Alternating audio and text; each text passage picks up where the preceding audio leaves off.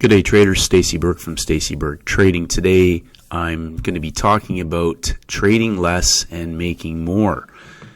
A lot of questions. The last few videos generated quite a few emails and questions, and again, I'm just going to harp on emphasizing for myself that my objective is to focus on the days that are easy, or the trade setups that are easy to make money on, meaning that they're my highest probability setups. Now, I mainly focus on gold, but I track the major pairs every single day. In the past, I've focused mainly on the pound crosses, but at the end of the day, for me, the realization is more about focusing on the best trade setups. The main reason that I focus pretty much 99.9% on gold is that it moves in every session. Every day there is usually a large range movement of 50 to 100 pips, very fast vertical move in at least one of the sessions. But typically over the week, the average weekly range is greater, the average daily range is greater, and gold methodically reproduces its behavior pattern over and over again, where nobody gets a free lunch. So if you are in a profitable trade, for example, and this behavior happens in the other currency pairs, the market will come back. Now, there are different times in the weekly cycle where the market may be in a trending day, as we've seen, and that may be the day to be all in. But today, emphasizing again on my focus is only taking trades where I know my edge is there, not trying to trade every movement in the market. So I get a lot of questions about certain trade setups, or why I didn't get in here, or why a trade didn't work out. And again, I keep emphasizing to these people, what is your best trade setup? You need to know what your best trade setup is, the one that's going to make you money. So if you're trying to constantly trade every movement in the market to make money, as opposed to taking one or two high probability setups and increasing your size. So I would rather take one great trade at 10 times the size, where the odds are significantly high probability in my favor, rather than taking a trade 50-50 where I think it's going to go this way and I want to get in. I got FOMO. I don't want to miss out. But if you understand that this market never lets anybody out with a free lunch, then you have nothing to miss out on. And stepping back and just targeting setups where you know you have edge, and there's a high probability of a 25, 50, 100 pip movement, fast, quickly, low stress, zero heat or very little heat, and just focusing on those opportunities. And then understanding whether or not the instrument or instruments that you are trading even offer those opportunities, or where the better opportunity lies. So again, I talk about working from the high and the low of the day, engulfments and pin hammers, and inevitably I get the question over and over again, how do you know you're at the high and low of the day? Well, the easiest way for you to know whether or not you're at the high or low of the day, if you're not sure, then wait for a high or low of the day to be present. That way you know for sure. That is a safety mechanism right there to know whether or not you're going to be selling at or near the high, or buying near the low, or if indeed you're in a breakout pullback for a trend trade continuation. So today we're going to talk about specific things that relate to understanding the instrument that you're trading. What's the average movement, where you're at in your weekly cycle? Are you day 1, day 2, day 3? Are you up high? Is it a trending week? Are you inside of a previous week's range? Is the average range for a session 25 pips? Or are you now in a 30 pip or 40 pip high-low, and the market potentially has had a stop hunt, and you may have a trade back to the profitable trade? Whatever those situations are. But again, M's and W's, we'll look at a couple of really specifically beautiful textbook trading examples of one on the Aussie dollar in particular. But just understanding as well that you're better off to take one really good trade with size rather than trying to scalp in and out and be wrong half the time and be beat up and not sure what you're doing and everything else. So again, I'm going to challenge each and every one of you to step back and actually go and find out what your best setups are. So there's some things that I know. For the most part, depending on, unless you're trading an instrument that doesn't move, there's going to be movement. If you're following the major pairs, there's going to be movement. Now, again, my focus is mainly on gold, and there's movement every single day. A narrow range day on gold would be 150 pips. So even on a narrow range day, there's an opportunity for a minimum of a 25 to 50 pip strong move, even in a tightly bound market. And there's a reason for that. I know there will be a high and a low.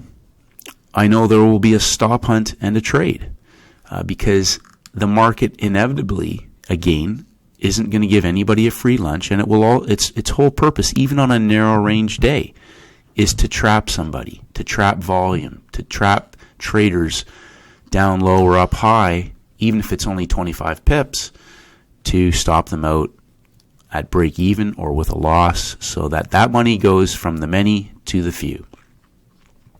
I know that it may or may not be an ideal trade setup. So again, looking at the day of the week, where you're at in that price action, the behavior of the price action, is it an ideal setup? If not, I don't sit here now and go, okay, well, maybe this is the high, I'm going to short it and I'm going to put size on. I have done all of those things wrong, and I'm just going to encourage all of you to focus on trade setups that are going to make you money. Don't focus on 50-50 opportunities. If you're not sure and you have FOMO, wait for, if you're just keen to trade, well, you're going to end up at some point damaging yourself psychologically, financially, and you'll be 50-50. You might get lucky, but there's no consistency to that. Focus on what's going to make you a consistently profitable trader. Then learn how to do it bigger, or better and bigger, and just focus on constant progress.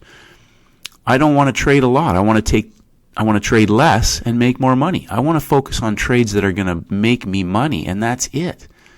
I want to be big in my best trade setups. So psychologically, that's the space that I focus on. I don't worry about missing out. I know there's plenty of trades. I used to try and trade every single movement, and that can work, but it's very challenging to be consistent over time. And if you do it bigger and bigger, you can do damage to yourself. So understand for your instrument, what the average daily range is. Again, anything can happen on any given day, but if the market has already moved a certain distance and you're into the U.S. session, we've had 3 sessions, you may be at the high or the low of the day. If it hasn't moved very much, perhaps you're about to be into a strong move for a measured move, expanding the range towards that average daily range. Are there any previously existing highs and lows, either within the day itself or previous day? So you may be inside of a previous day's high and low, and there may be an existing high and low that formed an engulfment and pin hammer, and this may be where a trade or a stop hunt ends to stop out a trader who's already in the money. So again, you might be buying right into a level that is actually a stop out, only to find out it looks like it's going to be a trend, and then you've bought the high of the day or the high of the session, and the market immediately moves against you. So understand where these profitable trades are at, where potential resistance or support may occur. So a market, you may be in a strong move, you may be up 25, 50 pips, whatever, and you're holding on for 100, but you haven't recognized that move that you were in may have actually been a stop hunt itself, again into a profitable trade. What is the average range for each session? So again, on any given day, most of the major U.S. pairs will probably move 20, 25 pips in a given session, aside obviously from the trending day, which could trend 25 to 50, pull back and continue to trend another 25 to 50. But on any given day, where we're at Monday to Friday in our weekly cycle, for the pound, I wouldn't expect it to move more than 20, 25 pip high-low in the Asian session, if it moves that much. Again, we may get a push out 25 to 40 pips somewhere in there, and that market, we'll talk about this in a second, may come back for a 25 pip stop hunt and then continue the move. The actual stop hunt may be the beginning of the setup for the trade. So understand the instrument that you're trading. Don't focus on chasing movement. Look for your ideal best trade setups. So again, where are we at in the weekly cycle? Is it a Monday? Have we taken out a previous level, a previous high-low, weekly high-low, a previous day high-low? Have they already established the high and the low of the day? So again, I come back to a key point. For some traders, they need to understand that you may need to wait until there is a high and low in place in order to trade. So instead of trying to call the high or call the low, wait for a high and a low to establish itself and then to give you the trade setup. Doesn't matter what instrument it is. Could be Bitcoin. Could be, one of the exotic crosses. It's all the same. They do the same thing. They need a high and a low. That's what entices traders into the market. That's where retail money places their stop losses. And again, it coincides with timing, the timing windows, the 12-candle window, the equity markets, and essentially majority of time, these trade setups will occur at numbers, round numbers, 50s, 75, and 25. Again, people argue 20, 50, 80. Look, quarter levels, it's simple for me. I keep it as simple as possible. And again, I'm focusing on where I'm at in terms of the weekly high and low, the daily high and low for my best trade setups. Do you want 10 average trades, or do you want one best trade setup with high probability that you can put reasonable size on based on accomplishment, based on building that confidence through accomplishment, meaning that you've executed those, not taken a ton of trades, and then you see a best trade setup, but you treat it like your average trade setups and you put the same amount of risk on. So again, my focus is trying to focus on the trades that will make me money.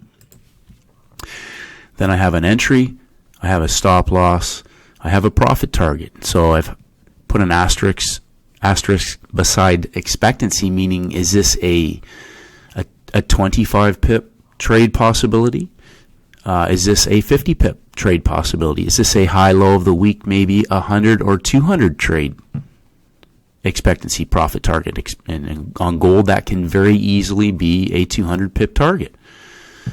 So, and then understanding how will I manage this trade. This is all in your preparation and execution, understanding of what you are going to do, not getting into the trade and then saying, well, I think this is going to keep going, or I should get out, it's not working. What is your expectation in terms of how the trade will be managed? When will I go to break even? How long should this take to get there? If it's been in the trade 4 hours and it hasn't even gone 25 pips, that's a problem. These trades, when I'm in these trades, they should be moving very quickly. Some of these trades will be 50 pips in 15 minutes or more, 75 pips in 15 minutes. But I'm at break even after maybe 7-8 minutes because that market has cleared through a whole quarter level and it's gone vertical. So understanding that time decay, am I getting close to the end of a 15-minute bar? Is price consolidating? Am I getting to the end of a 1-hour bar? How is price behaving? Is it still going vertical? Is there evidence? Has it already taken out stops or cleared out daily highs and lows? Has it triggered other time frame traders into the market?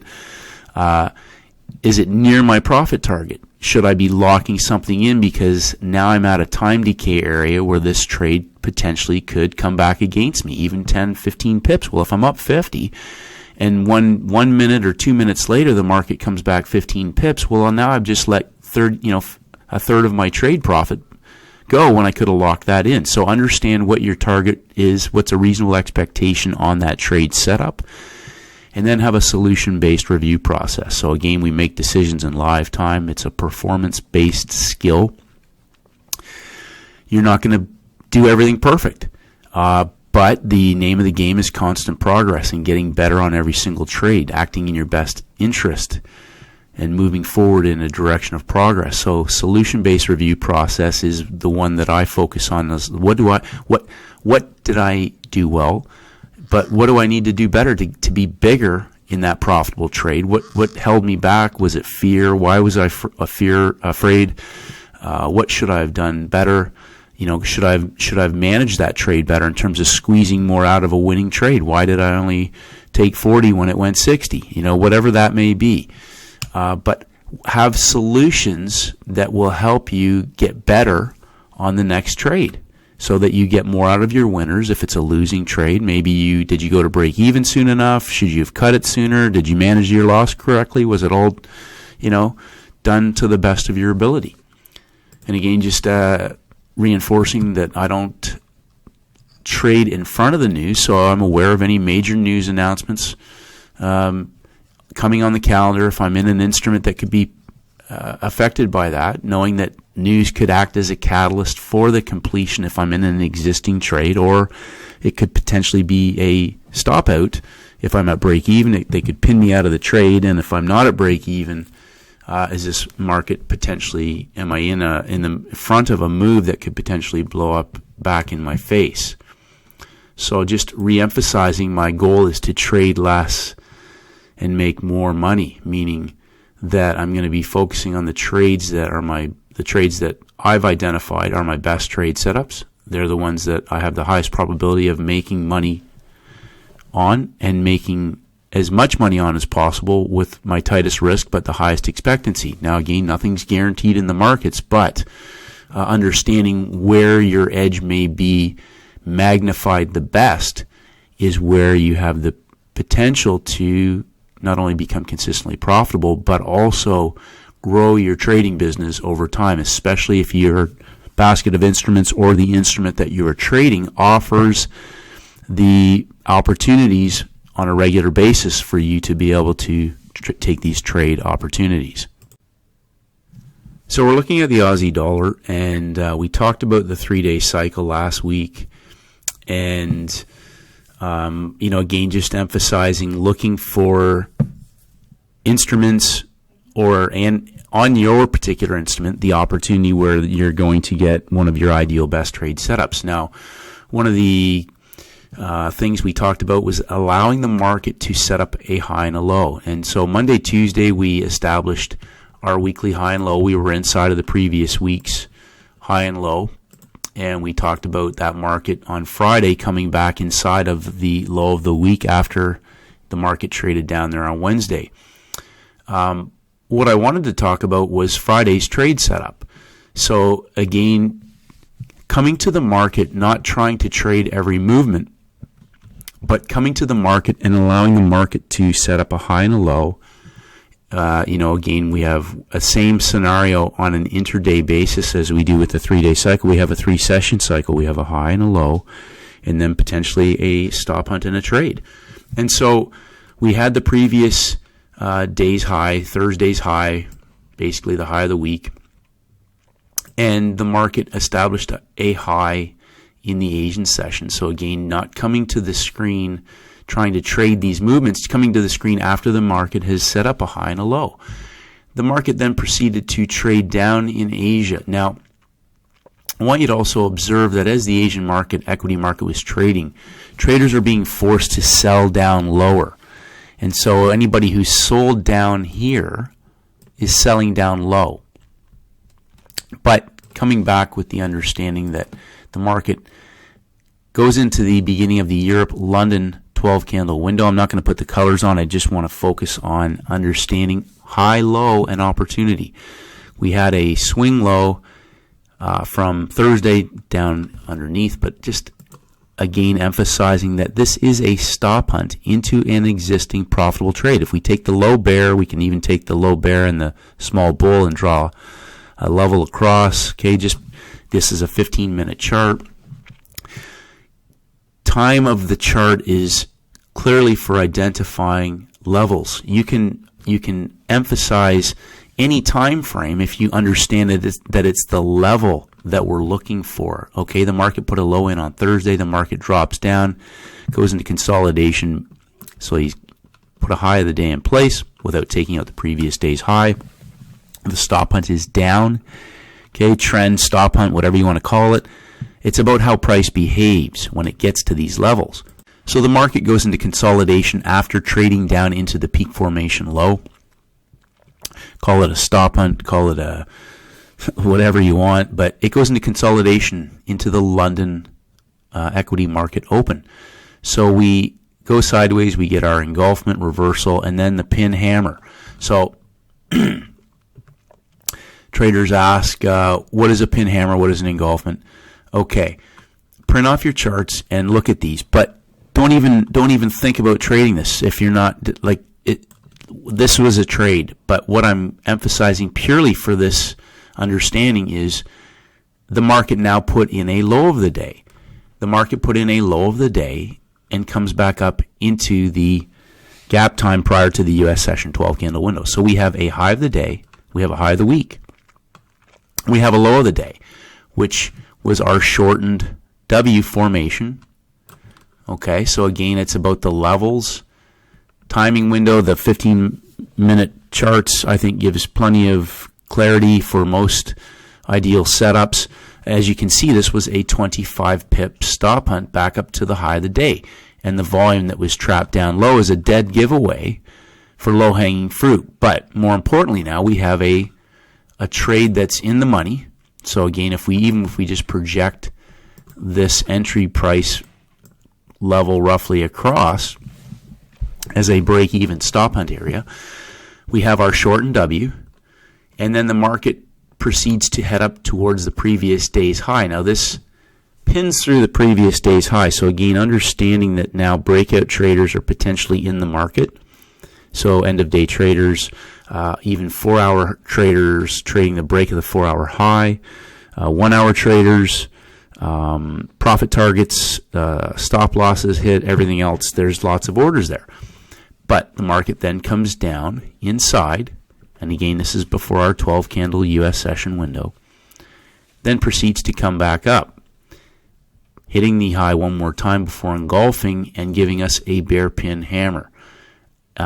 First candle of the second hour of the U.S. session window just prior to the equity market open, which, by the way, is the third candle down. So we're at numbers. We have a 25 pip target minimum to our break-even stop hunt, but again, understanding that if they come back down here, nobody gets a free lunch, and they'll put at least 20 pips into the guy who's wrong, who's caught in the trap.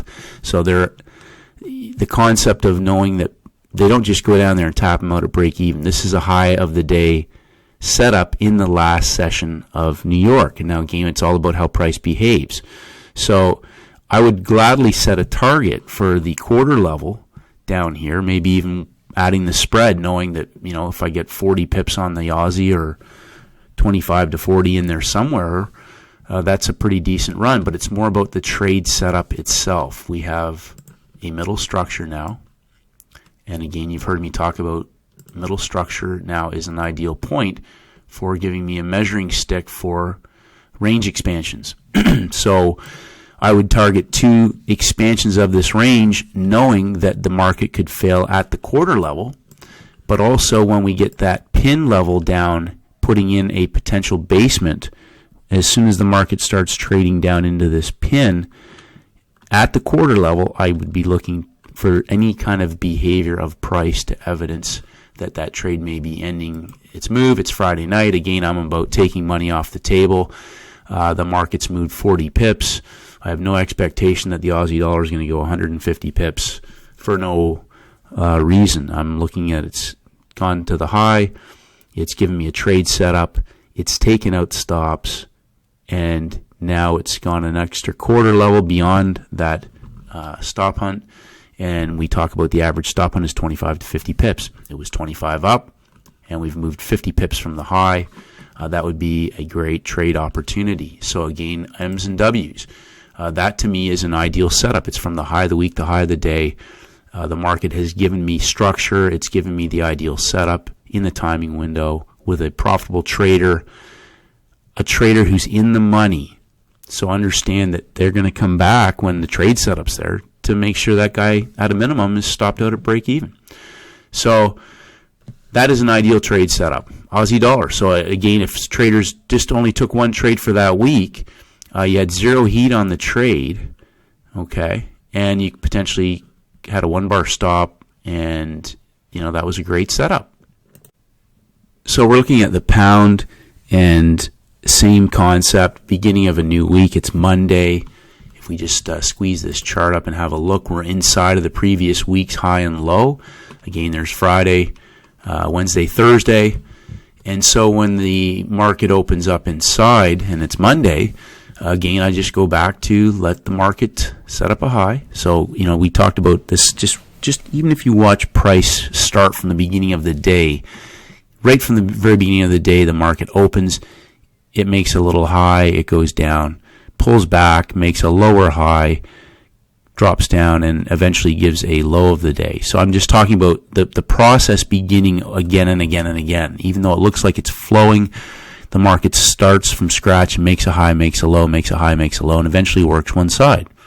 But just coming back, not even trading London or anything, allowing the sessions to set up a high and a low. Now again, if we had broken to a weekly high or a weekly low, that would potentially present a high of the week, low of the week opportunity after they've triggered other time frame traders. So although we've hit Friday's low, we're still inside of the range for the week, the high and the low. So technically we're inside of the range. But coming back to understanding some simple concepts, we had a high and a low. The market, and again, not even talking about trading London, talking about coming back later after the market has established a high and a low. And you'll notice that the market triggers through this existing original high of the day, but this is all a consolidation. There's actually no real pullback. This is all one large candle sideways, basically, before the London market opens and the equity market stop hunts the high of the day, 1, 2, sideways, 3 to the high, an inside bar at the last 15-minute, the inside bar is the first 15-minute bar of the third hour, and then we have the vertical stop hunt. So again, I'm not talking about trading this. I'm talking about the market giving us a high and a low and coming back later and asking ourselves, is this an ideal best trade setup? So the market has given us a low, it's given us a high, we get the stop hunt, we get the middle structure. Okay, we got our middle structure.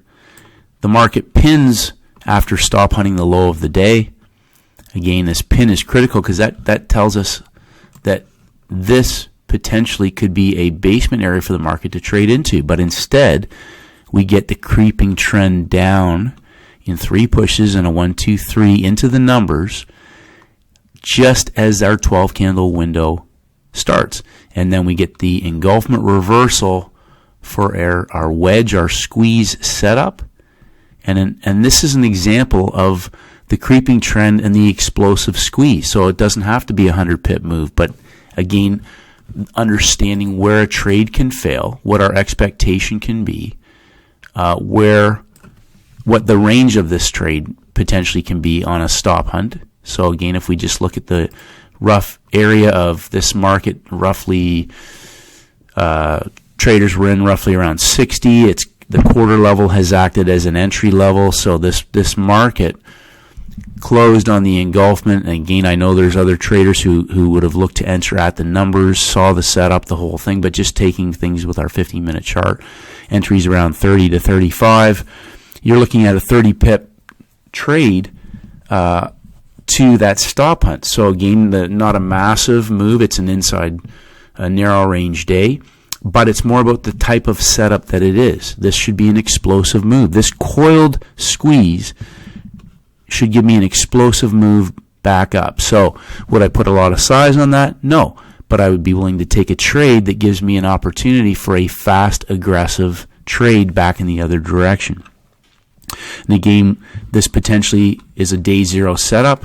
So we've got our peak formation high, peak formation low, consolidation, and now as we head into our day two, our Tuesday, this market may have the potential to be working its way back in a trend type of scenario. Now, how price behaves will give us that indication. We've already had our little shortened W formation possibly form for the pound on this session, but again, I wouldn't be surprised to see a stop hunt back down if there's a continuation, possibly again a little bit of a reverse head and shoulder, but peak formation, high, low consolidation. This may offer traders an opportunity, but as we talked about in the other video, I know there will be a stop hunt because nobody gets a free lunch. Currently, this trader who's gone along on the right shoulder of our W is in the money. So if we look at gold, again, the Gold, I love the gold market. It just never disappoints. There's a plenty of movement. We're up high for the month. We've had 3 narrow range days. We had an inside day broken on Thursday, and the market took out the peak, the high of the inside bar on Friday. And still inside of the high-low for the week, and then we put in our peak formations yesterday and rolled over this morning. And a great example of where there was an existing engulfment. So I'll blow this up. So the market, you'll notice, put a high of the day in place. We had a low of the day, eventually came back into the high. So understanding that we don't have to, you don't even have to be part of this. You can wait for a market to have a high and a low in place. And then our timing window. So we had the high bull, and in our timing window, the market traded back up into that, giving a bear pin doji, okay, at our timing window, right at the end of the hour prior to the open of the 12 candle window. But again, this is the first hour of a 4-hour bar, and we have our middle structure. And on shorter time frames, we had 5-minute and 1-minute traders that were in the money at the low of the day. But it's just the emphasizing that the high and the low were in place. The market traded back up into the high for a move back down. The market then pulled back into consolidation on a 1, 2, 3 and stop hunted up into the lower level shorts before pulling back and then heading into the 12 candle window, 1, 2, 3 again, pinning up into traders that were short. So nobody gets a free lunch. Profitable trades are going to get stop hunted. Then we have, heading into the close of the day, we have a stop hunt back up high. So again, traders chasing this move long. 1 push, 2 pushes, 3 pushes into a peak before the market goes into consolidation and then engulfs and reverses. So again, I talked about an existing trade as we head into a session open. So today we have the engulfment heading into Asia for a fast move down. Stop hunting traders that were long. You'll notice again we're forced to buy high, and traders who sold down low were being forced to sell down low. This looked like it was going to go for a measured move. Traders selling it into the open get trapped on a 25 pip stop hunt before the market resumes in the next 4-hour block for a 50 pip move down. Sideways consolidation, bullpen hammer. So again, if you're not sure what these are, bullpen hammer after a 1, 2, 3 sideways consolidation, 75 pips from high to low, and a 50 pip stop hunt back up into traders that were short. So understanding what your average range is for a session. Well, I've said this before. I've mentioned this many times. The average range for Asia from high to low for gold typically is 75 pips. Now, can it be more? Absolutely. If it's a blow-off move or a breakout with an existing trend in the direction of the trend, absolutely. Well, we're currently inside of last week's high and low. The market went 75 pips from top to bottom, but it also then went into consolidation. And timing-wise, understanding where we're at in the rotation of time. This bullpen hammer at the low was the very first candle of an hour. That was the very beginning of the last hour in the 3-hour window. So if you're in this move and you're holding on for more and you get towards the end of the hour and they've gone 1, 2, 3 sideways in that bottom 50 pip box after going 75 pips, understand that the beginning of the next hour and you get this price action, then you're holding on because you think it's going to roll it over. Understand that this is where you want to be locking it in, taking money. That's an opportunity now possibly. And if you're using smaller time frames, you would have noticed the reversal setup for the move back up. And that's 50 down, 50 up. And those are high probability opportunities that are going to go fast. And again, no stress on the trader. Very little stress on either trade. But great opportunities to, again, trade less and make more. So hopefully you got value from today's video, traders, that one of the easiest things that I will do in many cases is wait for a high and a low. And if the market has given us a high and a low, how has price behave? as we head into each session, each day, day 2, level 2, possibly a trending trade. There's an existing short trade. They break through the swing low. There's our M formation. Break out of an upper structure 25 pip rectangular box. This now has the potential for a measured move.